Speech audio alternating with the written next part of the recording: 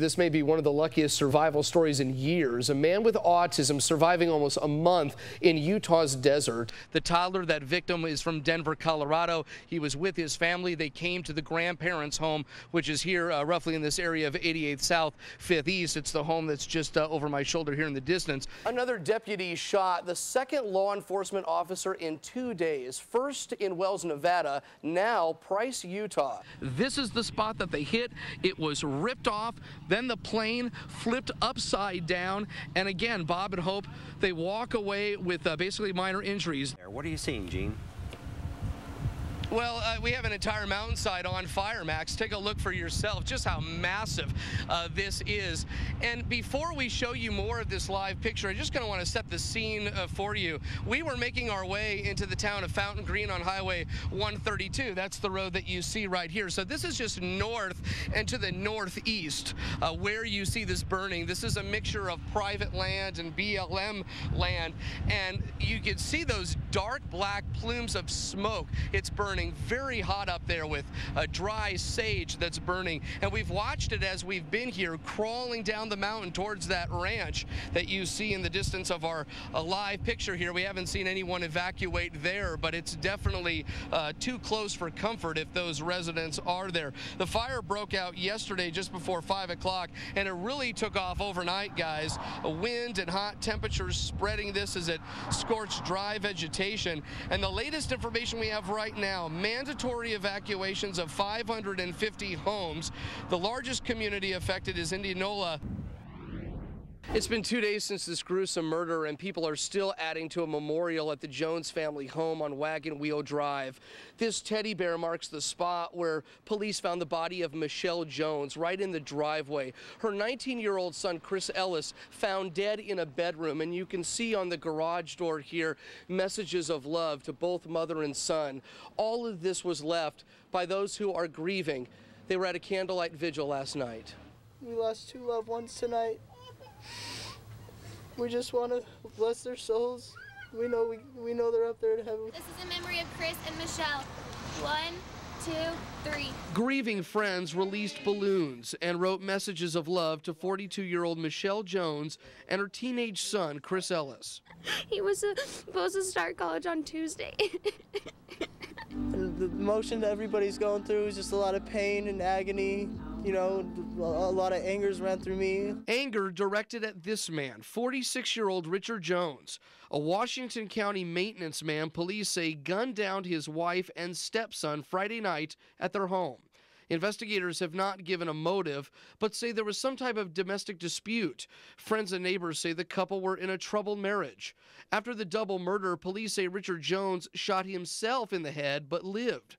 They found him bloodied inside the garage. Richard Jones is still at University Medical Center in Las Vegas, still in critical condition. Police say it'll be several days before they're able to talk to him. In Washington, Gene Kennedy, Fox 13 News, Utah. We told you about Paul Hunt's fraud conviction 2 weeks ago. Since then, he's done nothing more to pay the victim in his case, but he has put more than $1,000 of his own money towards his campaign. Fox 13 also found the former president of Hunt's company, and she says Hunt did not tell us the truth 2 weeks ago, and he's more interested in winning the election than righting a wrong. In 2006, Midvale Council candidate Paul Hunt worked as an accountant for Infobase Media, an Orem company selling Mormon music and MP3 books on sites like ldsaudio.com.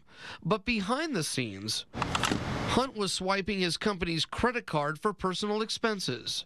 Pizza, Old Navy, Megaplex, living kind of the high life, McGrath's again, and more movies and China Lily. 2 weeks ago, Hunt told Fox 13, I asked if it was okay because my pay had been cut, if it would be okay if I could subsidize my income with using the credit card for personal use. And the company was okay with that? And the company knew about it, and they were fine with it. They did not say it was okay. Hunt's former co-workers say the only person fine with it was the other guy busted for swiping the company card for personal use, Hunt's supervisor, Neil Bergstrom. I was aware that Paul had used the credit card for personal expenses, and I had told him it was okay. But other Infobase leaders testified testified at a hearing back in April they had no idea. I was not aware of any usage of company cards for personal purchases until Romay Allen and showed us all of these, 2 years worth of credit card statements. I was quite shocked. In fact, no one knew about the fraud until Hunt's supervisor, Neil Bergstrom,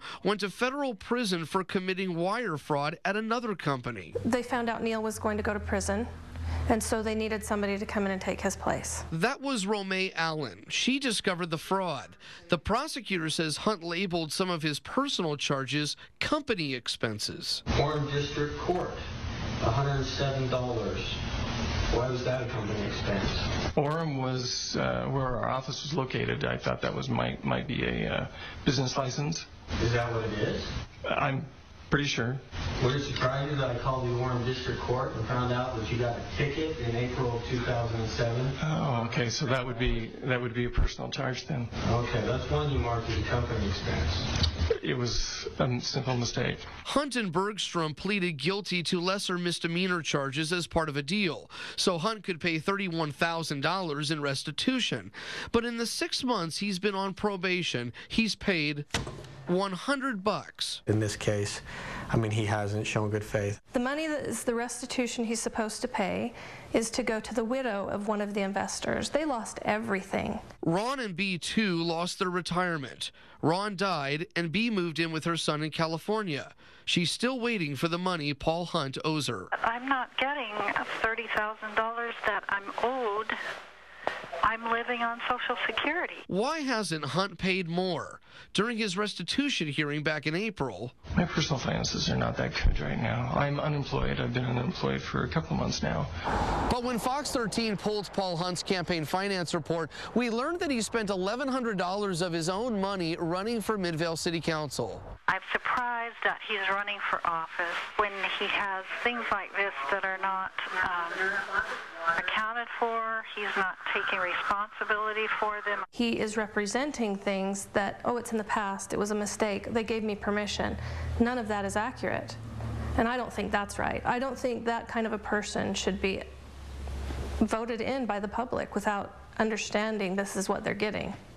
Paul Hunt declined our request for an on-camera interview, but said over the phone, this case has gone through the courts, it's been settled, and he will hold up his end of the bargain. However, the prosecutor has already filed a motion to bring Hunt back to court, to put him on a payment plan so that widow gets the money she's owed. The big question, if he goes back to court, will it just be Paul Hunt or Paul Hunt, the newly elected Midvale City Council member? You, the voters, will decide in 2 days. In the studio, Gene Kennedy, Fox 13 News, Utah.